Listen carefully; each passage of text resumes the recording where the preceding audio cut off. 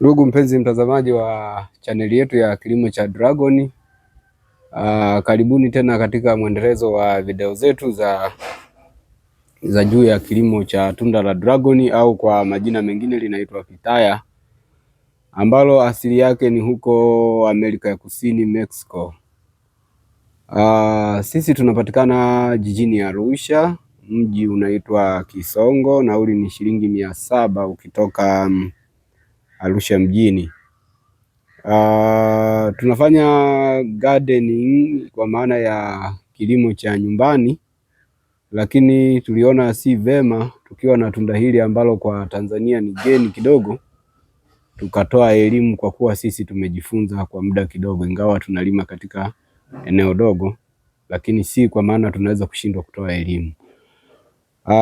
Pia tangu mwaka huu uanze hatujatoa video yoyote, kwa hiyo hii ni video ya mwanzo tangu mwaka uanze, na hiki ni kipindi cha msimu wa matunda. Nadhani unayaona hapa kwa mbali ni msimu wa matunda, ambapo hapa nyuma yangu haya ni matunda ambayo tuliyapanda tarehe 19 mwezi wa 7 mwaka 2024. Kwa hiyo mpaka mwezi huu tarehe 17 matunda haya yatakuwa yametimiza miezi 19,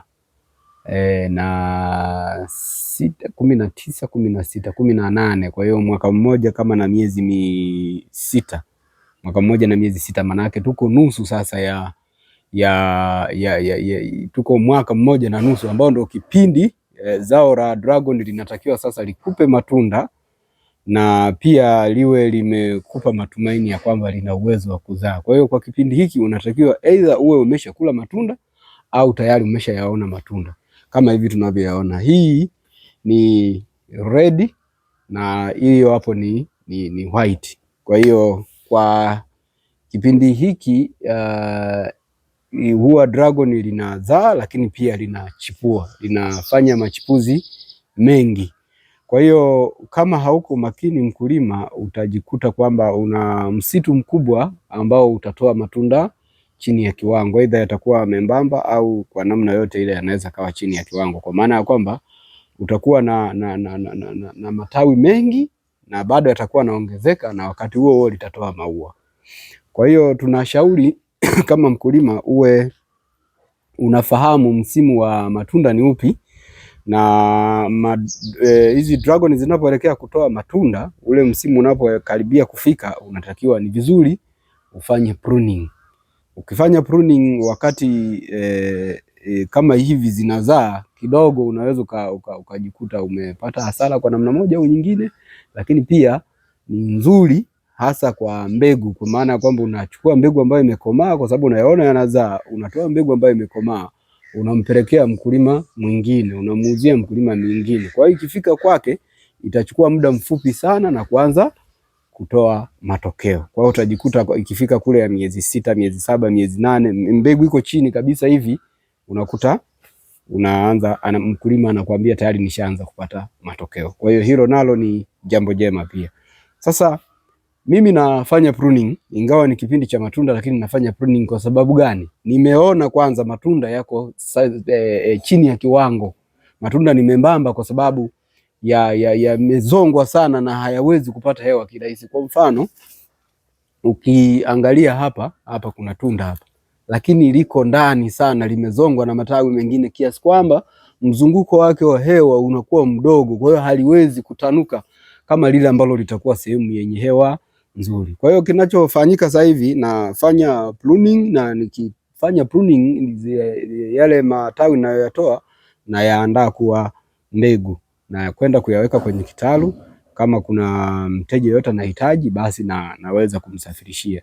Kwa hiyo hivyo ndivyo unatakiwa uende nalo zao la Dragon, lakini sishauri kwa mteja wangu kufanya pruning kipindi kama hiki, kwa sababu anaweza pengine sio mzoefu akatoa matawi ambayo yanakaribia kutoa matunda. Ingawa itakuwa ni vizuri kumpelekea mteja, lakini bado itakuwa ni hasara kwake yeye, kwa sababu ataweza kupata matunda chini ya idadi iliyokuwa inatakiwa. Kwa hiyo ni vizuri ufanye hiyo pruning ufanye kabla ya msimu kuanza au baada ya msimu tu kuisha, ni vizuri ukafanya pruning. Kwa hiyo zao la dragon liko kama hivyo. Sasa hapa nimeanza kufanya pruning, na ukitizama hapa chini utaona kuna mbegu ambazo ziko chini ambazo nimefanya pruning na unaona yalivyo mengi. Kwa hiyo nimefanya pruning kama hizi unavyoziona hizi hapa. Hizi ni zile ambazo sasa nimezichagua kubaki, matawi ambayo ni idadi sahihi kwa ajili ya kupata matunda sahihi, lakini pia ukiangalia utaona kwamba yameachiana nafasi, yameachiana hewa, tofauti na ukifananisha huku ambako sijafanya pruning. Unaona yalivyoshona. Na kama una kumbukumbu, ndugu mpenzi mtazamaji wa chaneli yetu, kama unakumbuka, eneo hili lilikuwa ni lile eneo ambalo tulipanda ile miche minne kama sio 8, ambayo yenyewe ilikuwa wakati mbegu zinaandaliwa, iliandaliwa ikiwa chini ya urefu. Kwa hiyo urefu ule wa mbegu zilikuwa ni fupi, zilikuwa chini ya sentimita 15 na sio zaidi ya sentimita 15. Kwa hiyo zenyewe zilichelewa. Ukizitizama sasa hivi hapa zinachipua kwa kasi kweli kweli, na pia zimeanza kutoa maua na zenyewe kama zile zingine, ingawa zenyewe zimekuja nyuma, lakini unaona maua kuna 1, 2, 3. Na kumbuka kwamba hizi hapa zilikuwa ni white. Tulizifanyia majaribio kwamba urefu wa mbegu hautakiwi uwe chini ya sentimita 15, lakini sisi tulijaribu kuweka chini ya sentimita 15, tukasema tuone zitatoa matokeo ya aina gani. Kwa hiyo tulikuja kuona kwamba zinatoa matokeo mazuri, lakini si kwa wakati, zinakuwa nyuma kidogo ukifananisha na zile ambazo ziliandaliwa vizuri. Kwa hiyo hapa tutafanya pruning. Tukishafanya pruning tutaleta video tena ya kuonyesha kwamba baada ya kufanya pruning pakoje. Kwa hiyo sasa hivi tuangalie kwa umakini jinsi lilivyoshona, na unaona kama hapa limetoa ua. Limetoa ua hapa, pana ua linaonekana hili hapa, lakini sasa liko ndani sana, limezongwa na matawi ya kutosha. Na pia kipindi cha kufanya pruning unatakiwa ufahamu kwamba unatakiwa uchague yale matawi ambayo yana afya, ambayo unadhani kabisa yakitoa matunda yatatoa matunda kwa usahihi. Tuone labda maendeleo ya dragon hizi za kwetu ambazo tulizipanda tarehe hiyo. Unaziona kabisa kwamba zimezaa, tumeona zimeweka maua. Kwa hiyo huku ni upande wa pili wa mstari, tizama kama hivi, na kwenyewe pia unaona kama hii ilikuwa ndefu alafu hapo juu ikavunjika, lakini pia na zenyewe zinaendelea kutoa maua kama hivi, unaziona zinatoa maua, lakini pia na matawi na yenyewe yanakuja kwa kasi. Maua kama haya, kama hii hapa na yenyewe na ua hii hapa, hizi ni white. Kwa hiyo tunaenda hapa kwenye hizi red. Hizi red zenyewe kwa sababu ziko faster, tutaambue kwamba red ziko mbele sana, mbele ya muda kuliko nyekundu, kuliko nyeupe. Nyeupe zinakuepo nyuma kidogo.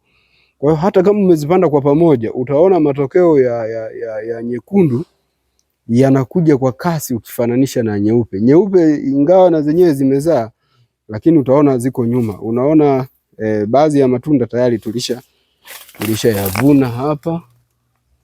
Ukiyaona hapa matunda yalishavunwa, kama hapa unaona tunda lilishaondolewa hapa, lakini bado kuna lingine liko hapa.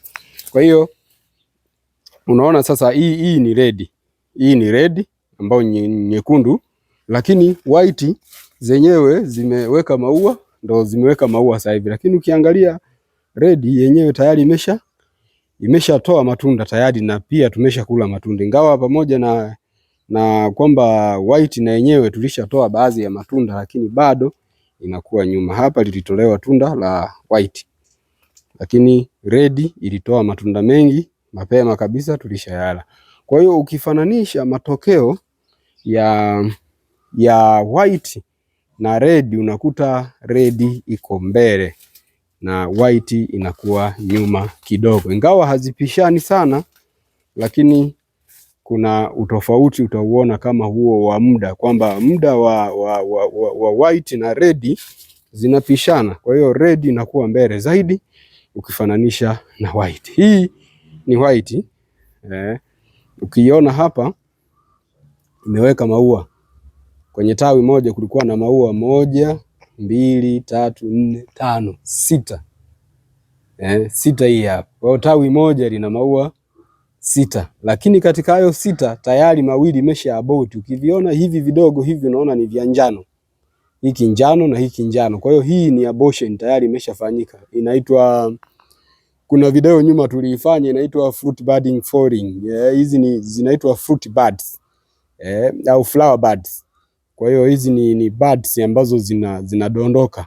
Lakini hizi unazoziona bado ni green, zinaendelea kwenda. Hili tawi jingine lina maua mawili, linafuata lingine lina 1, kuna lingine tena lina mawili, na hili tayari lilishakuwa tunda. Hili hapa kuwa tunda. Mara nyingi matunda ya white yanakuwa elongated, hayawi oval. It is not oval, it is elongated. Yani kama mzingo wa dunia, haliwi la mviringo moja kwa moja. Ukifananisha na red mara nyingi inakuwa ya mviringo, lakini white inakuwa ni oval shape, yani urefu wa mviringo ambao sio yani tuseme mzunguko ambao umerefuka, sio mviringo kama linavyokuwa red. Na utaona hili tunda ni nene sana, na haya majani yametoa maua mengi tofauti na mengine, kwa sababu kwanza ukiangalia yana hewa, alafu yamekaa katika spacing nzuri, hayajashindiliana sana. Kwa hiyo ndio maana kufanya pruning kuna umuhimu mkubwa sana. Ni muhimu ufanye pruning, uondoe majani yote yaliyozidi na kuacha eneo likiwa na hewa vizuri kabisa na matunda yako yakiwa na hewa. Niwashukuru watazamaji wote na wafuatiliaji wa chaneli yetu ya Kilimo cha Dragon Tanzania. Kama nilivyosema awali, sisi tunapatikana Arusha, kwenye mji unaitwa Kisongo. Ukifika Arusha mjini, kuja mpaka hapa tulipo, nauli ni shilingi 700 kwa daladala. Ukifika hapo utachukua Kisongo mjini, utachukua pikipiki bodaboda kwa nauli ya shilingi 1000, utakuwa umeshatufikia. Sisi tunatoa elimu ya hasa kwa tunda la dragoni ambalo ndo tumelisoma na kulifahamu. Kwa hiyo lakini pia tunaweza kutoa ushauri wa namna ya kulilima, labda kulizalisha, lakini pia hata kukuconnect na masoko. Lakini pia tunaendesha group la WhatsApp ambalo kujiunga bure, pengine mbeleni litakuwa na gharama kujiunga, lakini kwa sasa kujiunga bure, ambako wakulima wa Afrika Mashariki ni wakulima wa Afrika Mashariki wa tunda hili au zao hili la dragoni, Kenya, Rwanda, Burundi, Uganda na Tanzania pia, ambao tunajadiliana kwa pamoja, lakini pia tuna share baadhi ya matokeo na changamoto za tunda hili. Tunda hili halina changamoto kubwa sana ukifananisha na matunda mengine. Lenyewe linahitaji samadi na maji, lakini pia ni zao ambalo linalimwa kiasili, kwa maana halihitaji mbolea ya dukani wala madawa ya dukani. It is organic. Kwa hiyo unapoliona dukani kokote na kama limetoka Tanzania, 100% uamini kwamba halijatumia mbolea ya dukani wala halijatumia madawa ya dukani. Kwa hiyo utakuwa unakula kitu cha asili na uasili wake, na utapata nutrients zake, au kama ni vitamin C, vitamin gani utazipata kwa uhakika kabisa kama zilivyotoka shambani.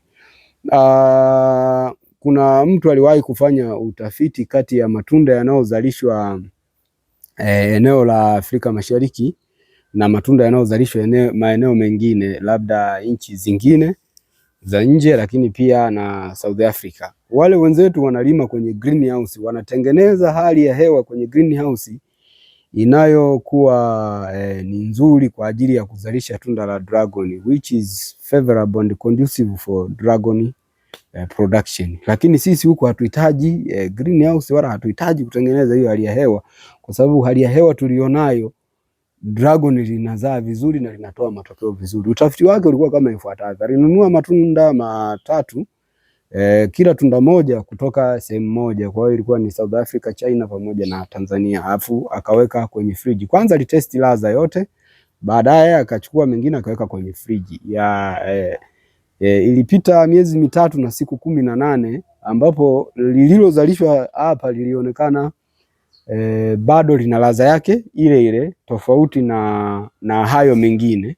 Alafu pia muonekano, hayo mengine yalikuwa yamelainika kiasi kwamba yanakwenda kuharibika, lakini hili linalozalishwa hapa Tanzania lilibaki strong. Kwa hiyo ikaonyesha kabisa kwamba hali ya hewa ya kwetu ni nzuri na matunda yanafanya vizuri kwa namna hiyo. Asanteni sana, nitawaletea video nyingine ya pruning, kwa maana ya kwamba nikisha prune hapa nikimaliza kama nilivyofanya pruning huko kwingine, basi tutaona kwamba dragon zinatakiwa ziweje shambani kwako. Lakini pia unatakiwa utambue kwamba kuweka dragon nyingi sana, matawi mengi kama hivi, yakawa mengi yamejazana hivyo, utapata matunda size ndogo na unaweza ukajikuta matunda 5 au 4 ndio yanatimiza kilo, wakati dragon kawaida tunda 1, 2, ikiwa chini ya kiwango cha kati kabisa tunda 3 zinatakiwa zifikishe kilo 1. Sisi tunatoa huduma ya mbegu, tunauza mbegu mche mmoja shilingi 5,000, na ukifika shambani utapata ofa ya kupata miche zaidi. Lakini pia tunauza matunda msimu ambao tunakuwa na matunda, tunatoa matunda hapa kwa bei ya shilingi 5,000 tunda moja. Tunaweza kukutumia mkoani, tunaweza kukutumia mahali popote. Matunda tunasafirisha kuanzia 4, lakini mbegu pia zinasafirishwa kuanzia miche 4. Utachagua wewe mwenyewe mkulima kwamba unahitaji cuttings ambazo ni fresh cuttings kama hii ambayo iko zaidi ya sentimita 20, utapata zaidi ya sentimita 15, haitakuwa chini ya hapo. Kwa hiyo umeiona kama hii hapa, hii imekomaa, inakwenda kuandaliwa. Kwa hiyo ukitaka fresh cuttings kama hii tutakutumia, lakini pia ukitaka miche ambayo imeota, ambayo tayari na mizizi na imechipua, kwa hiyo itakuja kuendelea kuota moja kwa moja kwako. Hii itakuja kuanza kuota kwako tofauti na ile ambayo itakuwa imeshaota.